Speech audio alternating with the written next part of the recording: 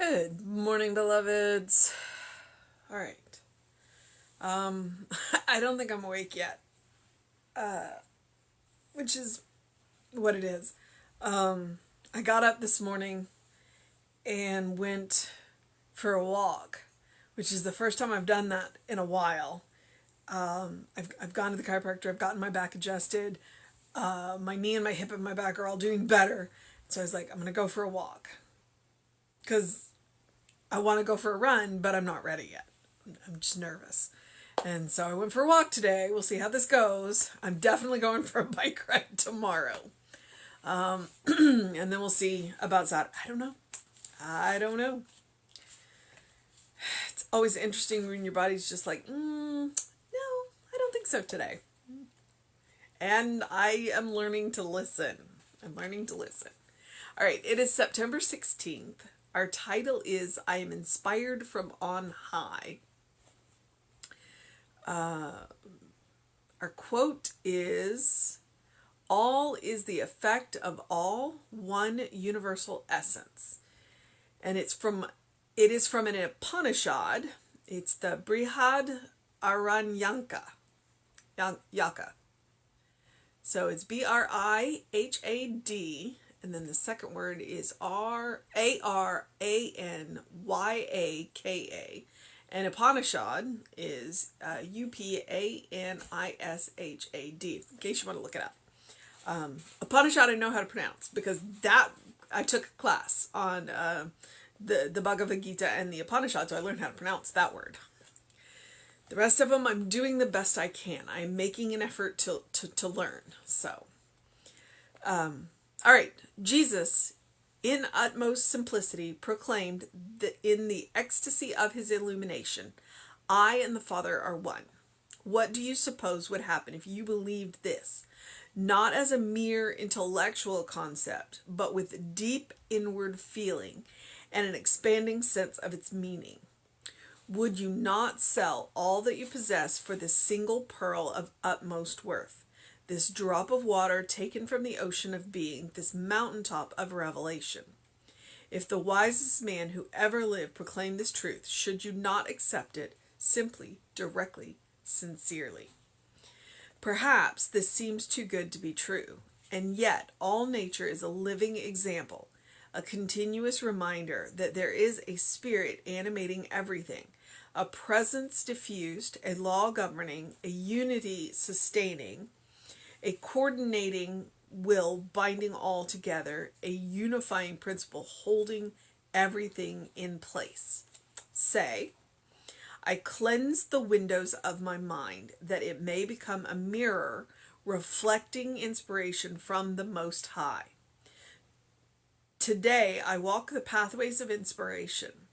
There is an inspiration within me which governs every act, every thought, with certainty, with conviction, and in peace. The key that unlocks the treasures of the kingdom of good is in hand. I unlock the doorway of my consciousness and gently open it that the divine presence may flood my whole being with light, illuminate me with its radiant glow, and direct my footsteps into pathways of peace and joy.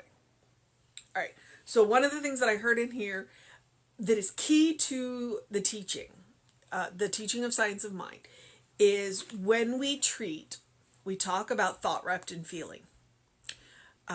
Because you can have a thought and you can have a feeling, and neither one of them separately are terribly effective. They may be effective, but not as effective as when you wrap them together. The emotion, the thought, the feeling is where the power comes from. So anything that we want to accomplish, we need to include our feelings. If we're just going through the motions, intellectually doing it, not a whole lot of power there. So he says in here,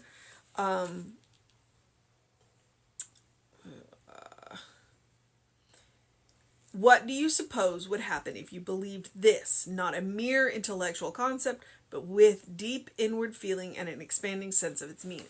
So that's it. I and the Father are one. I and the Spirit are one. I and God are one. I am not all of God. I am simply an infinitesimally small, tiny part of God, but I'm still part of God. You are part of God. And by saying infinitesimally small, I'm not trying to make myself small. I'm recognizing that I'm part of something so much bigger than myself. So I'm not trying to diminish me. I'm trying to conceptualize something that is huge, that I can't. I literally cannot. I cannot conceptualize how big God is, because it's all God. And I recognize that I'm a part of that. So all of me is God, but I'm not all of God. And when I accept that all of me is God, then I look at the world in a different way. And when I accept that everything around me is God, I look at the world in a different way. I move through the world differently. I might say that I move more gently. I think about what I think about where I step. I think about what I say. I do move, I guess I would say I move more deliberately through the world. I move more deliberately through the world. And that's part of accepting that I and the Father, as Jesus would say, I and the Father are one. I and God are one. Because there is nothing in me that is not God. There's nothing in me that's not God. Which then, of course, when I'm behaving badly, because it happens, I mean, I'm human, then I have to stop up short and go, well, that really wasn't terribly godly behavior. Maybe I should not do that. Maybe I should adjust that. But that's what it is. It's about wrapping your thought and feeling. So I can say I am one with God all I want, but if I don't feel it, then it doesn't affect my life. So that's what we're going for. That is, as I frequently say, the purpose of spiritual practice, the purpose of spiritual work is to feel that feeling. We may use different terms. We may, go into spiritual practice for different reasons, but the whole point of spiritual practice is to go in and become aware of the presence, to become aware that God is all there is. There's nothing else.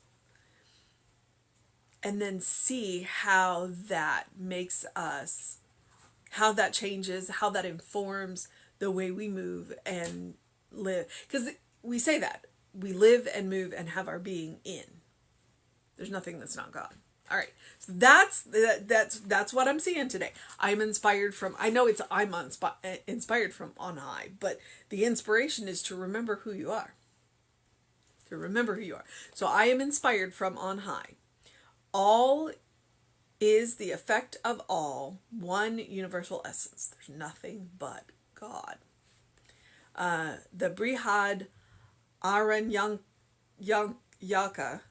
Upanishad. I keep wanting to put an N in there. Okay, so Jesus in utmost simplicity proclaimed in ecstasy of his illumination, I and the Father are one. I and the Father are one. And I gave you a couple other ways to say it. If I and the Father are, because that's a direct quote from Jesus. I and the Spirit are one. I and the quantum field are one. I and Atman are one. I and, if you want to use the mother, you can do that. I and God. I and Goddess. Any word that means to you the infinite spirit, the Godhead, use that. Use that. Whatever word resonates with you, that's what you want to use. Don't get caught up in the language. Use what feels right to you, because that's what we're after. We're after that feeling. What do you suppose would happen if you believed this, not as a mere intellectual concept, which is why I said change the words. It's not a mere intellectual concept. It's sometimes looking at, well, Jesus said I and the Father are one. It's an intellectual concept. If it doesn't resonate with your feelings, change the words. But with a deep inward feeling and an expanding sense of its meaning. Okay? So you want to experience it every day. because every day you're going to learn something new. So it's like, get up every morning and say, I and the Father are one. I and Spirit are one. And see how it changed. You take a 30-day challenge. Say it every day when you wake up for 30 days. And see. Would you not sell all that you possess for this single pearl of utmost worth, this drop of water taken from the ocean of being, this mountaintop of revelation? I don't know. I can't answer that question for you. If the wisest man who ever lived proclaimed this truth, should you not accept it simply, directly, and sincerely? Jesus was the master teacher. Jesus said this. Jesus said this about himself, but Jesus also said this about us. Okay? He didn't limit it to himself. All of these things and more that I have done will you do. Perhaps this seems too good to be true, and yet all nature is a living example, a continuous reminder that there is a spirit animating everything. A presence diffused, a law governing, a unity sustaining, a coordinating will binding together, a unifying principle holding everything together. And it's one long run-on sentence. But it is also Ernest and Raymond giving you a number of examples of ways that you can say this. A spirit diffused. A presence diffused, I think is what they said. A unifying principle holding everything together. You know, these are all of the different ways that we can look at God and still see God. The word doesn't matter. It's the feeling. So use the words that evoke the feeling for you. All right. On to the power statement, treatment, affirmation. Please feel free to use any and all of these words as your own. That's why Ernest wrote them down. Or had them transcribed. Because he did a lot of that too. I cleanse the windows of my mind that it may become a mirror reflecting inspiration from the Most High today. I cleanse the windows of my mind. Have you ever noticed when windows are dirty, the light looks a little odd coming through them? Spiritual practice cleanses your windows. I walk in the pathway of inspiration. There is an inspiration within me which governs every act, every thought, with certainty, with conviction, with peace, and in peace. So if you are working on a new project, that was an excellent statement to say, I got all the inspiration I need. It is coming at me. It is coming to me. The key that unlocks the treasures of the kingdom of good is in hand. It is in your hand. It is in my hand. It is in everybody's hand. Trick is we got to, 1, recognize the key, and 2, use it. And the key is our feelings. I unlock the doorway of my consciousness and gently open it that the divine presence may flood my whole being with light. Illume me with its radiant glow and direct my footsteps into pathways of joy and peace. All right. I love how we're gently opening doors that we can, so that we can, we did just have a hurricane here, so the word flood may not be, but we're gently opening the door. We are opening the door to the divine, recognizing who we are, recognizing that the power flows through us to the degree that we allow it. So pick your words, pick the words that evoke your feeling. And so, like I said, 30-day challenge. Our mission today, should we choose to accept it, I'm going to give you a slightly different one. I'm offering you a 30-day challenge, and let's see if I remember it. A 30-day challenge where every day we get up and we say to ourselves, I and the blank, whatever word you want to use, are one. Whatever word evokes the spirit to you. Whatever spirit, God, Atman, quantum realm, goddess, if you want to use any of the variety of names, if you're after a specific aspect of God. Because that's one of the things that I love. If you go and look at all of the gods and goddesses throughout history from all of the cultures, they're aspects. They're aspects of the one. So if you are after a particular aspect of God that you want to bring more of into your life, then use that particular God's name. Okay? Yes, I am giving you permission to be not polytheistic, because that's not what we're doing here. What we are doing is recognizing that every aspect of God is an aspect of God. It's all part of the same whole. But that's what we're after. So use the name, because it means something to you. It evokes something to you. So, we have this rich tapestry across the world, across time, of aspects of God. And they all lead back to the one. But if it evokes something in you that you are looking for, use that one. So the mission is, I am the Spirit are one. What is it that you're after? Say it every day when you wake up. Say it every day when you wake up. And as always, I do encourage you to do something loving for yourself, do something kind for yourself, do something compassionate for yourself, whatever that looks like. For me today, that was to go for a walk. I didn't walk fast. In fact, I'm not even sure that my Fitbit recognized that I was walking. It said I was doing sport.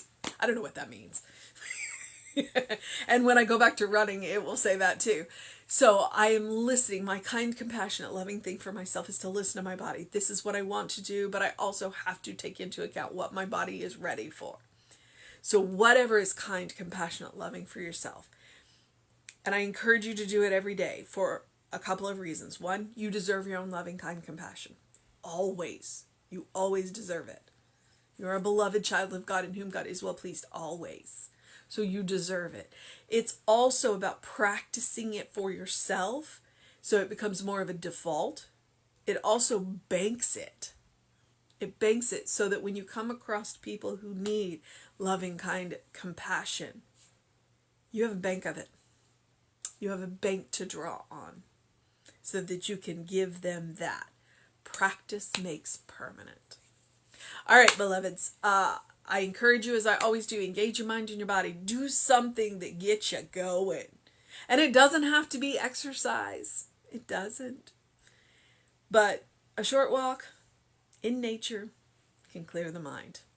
Do drink plenty of water. Do go get your face full of sun. There was a little sun this morning. There was blue sky. I don't know when the rain. I don't know when the rain will be back. It's been a very wet year this year. So do what you need to do to take care of yourself. Have and whatever I was about to say just popped right out of my mind. But that's okay. That's okay. I'm going to get into the process of my day. I'm going to, let's see, it is Thursday. I know that there's a prayer circle. And again, I keep forgetting if the book study is on Thursday night or Friday night. So, but if you're interested in the prayer circle, that's at 7:00, done by a couple of practitioners, or the book study, which, like I said, I don't know if it's tonight or tomorrow. Email info@creativelife.org. That will get you the link for the Telebridge prayer circle, and that'll tell you which day the book circle is, or the book study is.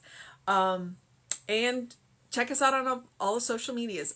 We had an amazing soul session with Denise Lagway. She is a lawyer. She's a member of our center. She's just a really neat lady. And it was really good. So it's up on YouTube. It's also back on, further back on the Facebook. So check that out. Please check that out. She's amazing. It was really interesting to hear her. And we also put a couple of interesting links in the comments on Facebook, which we should probably go back and do on the YouTube too. So I might consider doing that tonight. Do what you need to do to make it I always forget. Sometimes I forget. Open the windows of your soul. Allow the breath of heaven to remind you do live in heaven now. It's right here, right now, right where you are. It is about our willingness to open our consciousness and see it. All right. Check us out on all the social medias. I'll be back with you at 9 a.m. Reverend David should be on with you around 5 p.m. And you know who we are. Creative Life Spiritual Center on the YouTubes and Facebook. I am the Running Rev Ryan on all 3 platforms. Do what you need to do to make it a great day, a wonderful day, an amazing day, a fantastic day, a good day. And if that is too much pressure, simply have a day. But know that you're loved. Until next time, bye, beloveds.